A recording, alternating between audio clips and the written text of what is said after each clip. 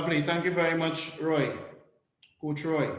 And we're looking now at the very first one, 5 points I have uh, here on the student athlete centered approach, because the secondary school football league's efforts, the program, the philosophy, the policy, it's all about focusing on how the student athletes can reap rewards from our efforts. So for this first one, it is a continuation of what we had just recently started there. The creation of an organized and structured SSFL SAT scholarship program. Now, as it is, we know it over the years, we have had individuals or companies or agents or organizations who have done creditably well, including the very same Anthony Roy, student athlete, Soccer Scholarship Academy, and I congratulate you for this initiative and the work that you've been doing over the years, and even of 2021. We would like, it will be good to have a system, a structure that is organized within the secondary school football league. So from possibly, if not Form 1, maybe around Form 3, that data is already collected and collated and compiled on the athlete, the student athlete, who will most likely be desirous of pursuing a football scholarship, so that he already has a basic and fundamental understanding of the steps and procedures that are necessary for him to pursue and acquire a scholarship without having to maybe literally lose his or her way, that all the information will be there. The guidelines, the list of guidelines, the rules, the steps, the regulations, so that he or she would know, for example, what is necessary with the SAT, what type of video clip that you need to add to your resume, so that you could be in an advantageous position, and other very significant areas that will all add to his resume or her resume, as the case might be. And here's where I'm seeing persons like yourself in the Anthony Roy's student athlete soccer scholarship academy is now showing the direction concerning it. So we're hoping to have something officially. And that is why I've asked you quite recently, and I'm sure, well, I hope you don't mind me sharing this part, but we expected to have an audience with you as to how we can move forward collectively and collaborating, so that the student athletes will achieve the best out of our efforts in our upcoming meeting that we will have with you very soon. But as I said, it's my honor, not cutting you, sir. It's my honor to speak with the SSFL, to serve in any way that I could help, because, as you know, sir, being a man of Christ as you are, yes, this is what we are here for, to help and to give. So it's an honor and a privilege to lend any support that I can. Thank you so kindly.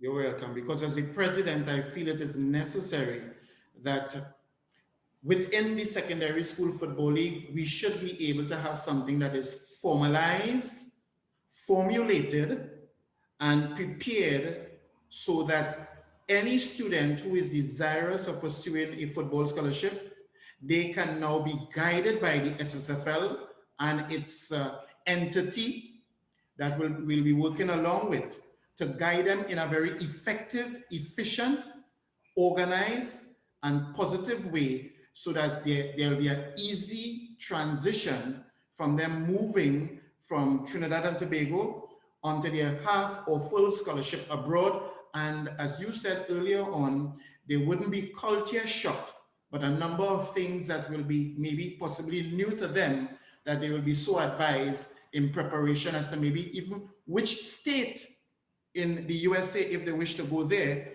all right, even if it's Canada, as the case might be, which state, because states may operate slightly different to that of the other. and therefore the culture and the practice and everything may also be different.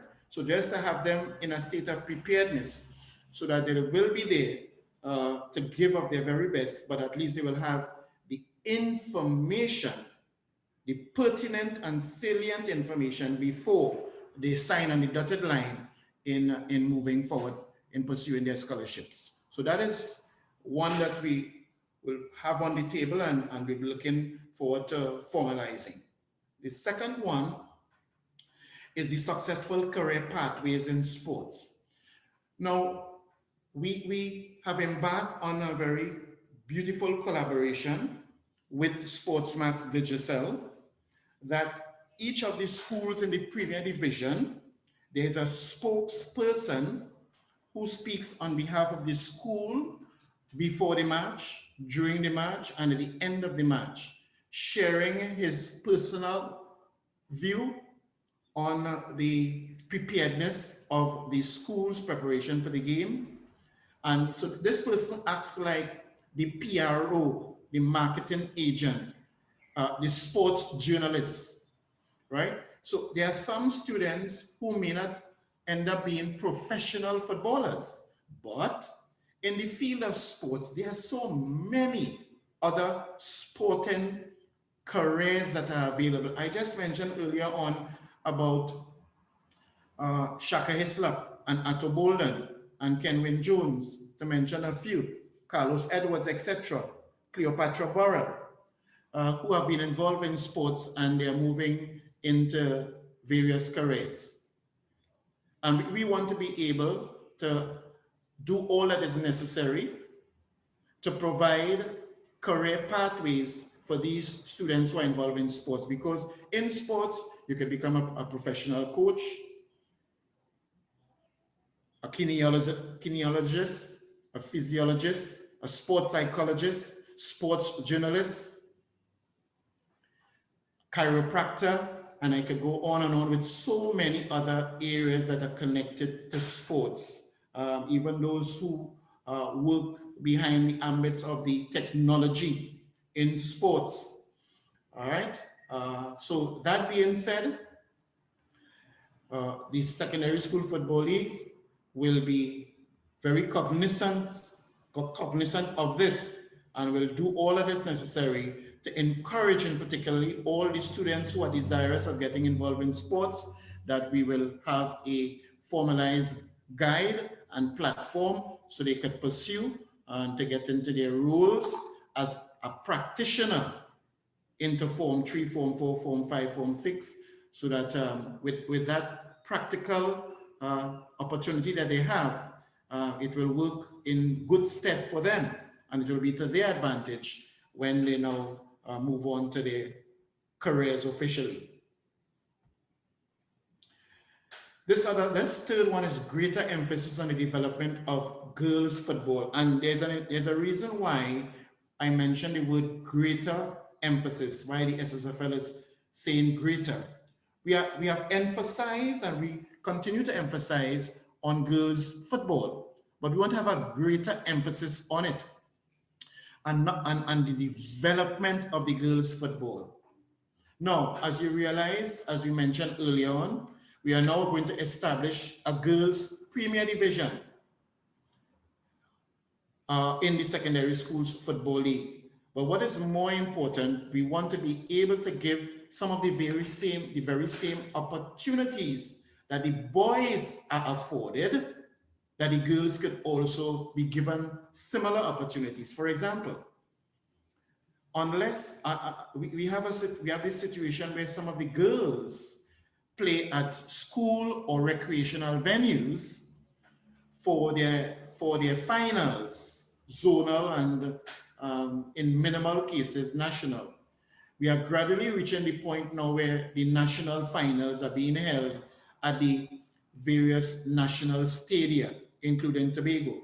So we are also saying even the zonal finals, where some of even the boys are being played, that the girls be also afforded the opportunity, as I've been the chairman of the East Zone for 10 years plus now. And that is something that we have been working on, but we want to work along now with the national body, and I being the president, will be pursuing that with the membership to give the girls greater opportunity and more emphasis on them. Now, as you would know, Coach Roy, at this present moment in particular, for one reason or the other, and we have had several discussions in the past concerning this and other issues. If there were 10 scholarships to be given on a scale of 0 to 10, out of that 10, there are about 6 or 7 that are presently available for girls. Not to take away anything from the importance of scholarships for the boys. So what we are seeing is that the market is opening up a lot more now for girls to get the opportunity. The USA, United States of America, is the #1 women's team in the world. They're the reigning world champion, and they have been on top. They have been in the top 3 for many, many years. And because of that, girls football, greater emphasis is placed on it. And we would like to do the same thing in Trinidad and Tobago and in the SSFL, so that we will have, even working along with the women's league, which is Wolf in Trinidad and Tobago, the primary school, the secondary school, and the women's league in Trinidad and Tobago, that there could be some level of consistency with the transition of them moving on. Now, we all know that girls, unlike boys, there are more challenges to them just because of the fact that they are females. And I need not say too much about it because we already know some of those challenges. But if you could allow me just the opportunity to share one of them. There's a young girl who is one of our most outstanding female athletes in athletics. She's actually has been voted the most outstanding junior female athlete by the TTOC, which is the Trinidad and Tobago Olympic Committee. She's the most, she's best performing junior athlete in by the NTRAs, which is the governing body for athletics in Trinidad and Tobago. She's actually in Form 3 at the time, 16 years of age, moving on to 17. And quite recently, in speaking to the coach, he lamented the fact that he thinks that he's losing her because she's being affected by her gravitation and interest and the desire to have the inverted commas, the boys around. And we know the boys would also want to have the girls around, but the girls in this case, so she now has shifted her focus to be on the boys, and she has not been committing herself to her focus on training and attention. So I did advise him, and I told him that he's supposed to actually remind her about the history and records that she has already created. And it is her responsibility. If she wants her history and record to be sustained, then she has to be mindful of refocusing on her goals, re-energizing herself, re-engaging herself, and get back to doing what she knows best, which is to be back on the track and to be one of our, she's one of our most outstanding potentials for the 100-meter and the 200 meters and the 4x1. And I guess, you know, it is a challenge there, but I'm sure it could be worked upon. Having said that, greater emphasis on development of girls football, that being one of them, and we also know about the anatomical nature and build of the females, that they have other issues, 1 or 2 other issues that males may not have to address. But I think taking it in stride, that's all part of what they are quite capable of doing and coping with. The 4th one is provision of scientific analytical data to improve players' progress. This one is extremely important. This one actually, Coach Roy and others, this one will level the playing field. What do I mean by that? It means that, for example, at this present moment, because of the strong alumni that there are in some schools, past student association, Also because of the, the, the mere philosophy and policy of the school, the support base of the principal and admin in the school, that there are some schools that uh, have an advantage over other schools, and they may be in a better position financially to be able to provide more resources to be able to prepare their teams. Now, by providing this provision of scientific analytical data to improve players' progress, is that we are presently engaging an entity, if perchance after discussion with the General Council, and we are in the affirmative, to bring this entity on board, which will now allow the schools to have the resources of that entity and that company to assist every single team to start off with a pilot project at the Premier Division level to cover their training sessions and one or two of their competitive games, but more importantly, to assist them with the data that is necessary to see the strengths and weaknesses of their players and how can they go about addressing them, the number of corners, free kicks, uh, uh, running into open spaces, throw-ins, dribbling effects and skills, things of that analytical nature, which will certainly put the coach or the coaching staff in a better position to prepare their players to compete against their opponents. Now, it levels the playing field because all the coaching staff of the various Premier Division will have access to this resource, these resources in moving forward.